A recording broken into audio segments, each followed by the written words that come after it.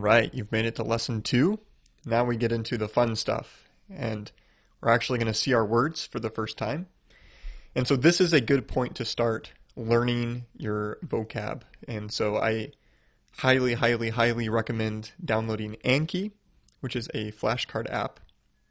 And then you can search on there there is a deck for Croy's vocab that you can download. And so what Anki does, and there's other programs out there that do a similar thing, but Anki has Croy in it, and it's free for Android and desktop. I think you have to pay for Apple. But what it does is it puts in front of you the words that you need to know. Okay, so for example, if I was really good at akuo here, but not good at vlepi, and let's say I get akuo right, it would come back the next day. Where vlepo, it would show me it again and again, with the other cards until I get it right. And then the next day I come back, and let's say I get akuo right again, and then it doesn't come back for 3 days, and then a week, and then, it won't come back for a year. Where the words that are hard for me will come back every day until I start getting them right. And so what that does is it prioritizes words that are hard for you and that you need to study.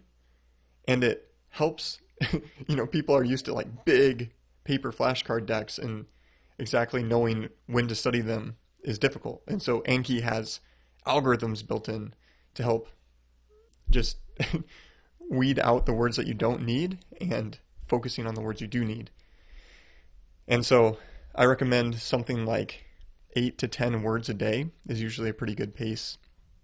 If this isn't your first time learning Greek, then 20 words a day or more, whatever it takes for you to just get in a good pace for yourself. So you'll have to find that, but generally about 8 or 10 words a day will be good.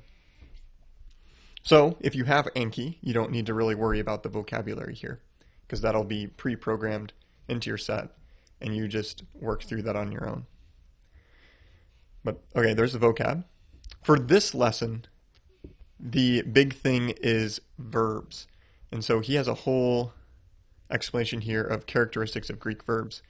And most of this should probably be a foreign language to you. And unless you're someone who's already done grammar and linguistic stuff, I would just don't worry about it all that much. You can read it, but don't feel like you need to master that information right now. We will get to that later on. But the main thing here is we are learning the present, active, indicative verb forms. So present meaning present tense as opposed to future or past tense. Active, that is the subject is doing the action. So the paradigm verb is luo, and this is I loose, you loose, Luis, he looses, Lee, we loose, Leoman, you all loose, Liete, and they loose, Liusin. Okay, that's the subject is doing the action as opposed to the action being done onto the subject. And so that would be like, I am loosed, you are loosed, right? Somehow, maybe someone's untying my shoe. I'm being loosened. That would be passive because the action's being done. The subject is passive to the action. Don't worry about this. Just so you understand each of these words. So present tense, active voice, and indicative mood. This is indicative, meaning you're just indicating a fact, as opposed to like commanding something, or we're going to learn about the infinitive here later, which is to plus the verb. But we will get more into these, but we will be sticking with the indicative for a long time. So that's what each of these mean. Present tense, active voice, indicative mood. And these endings you will see them every page of every Greek work that you'll ever read. These are super, super important endings. And I think the best way to learn them is by chanting them.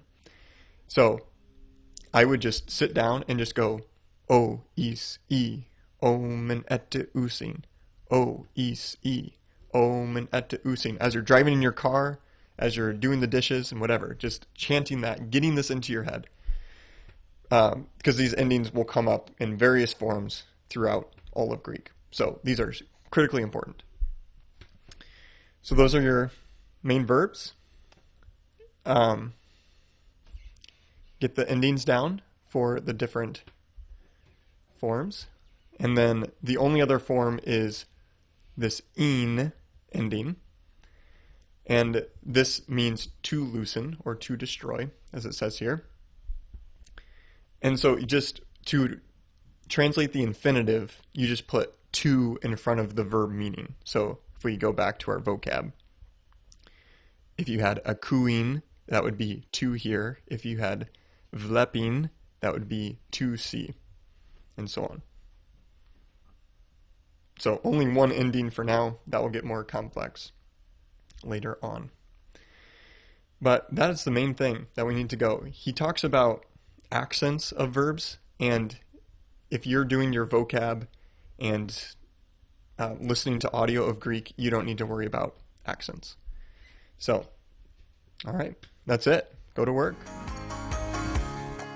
We hope you enjoyed this episode of the Bible Toolbox. All of the resources mentioned in this episode are posted on our website, thebibletoolbox.com. There you can also find out more information on how to give and support us.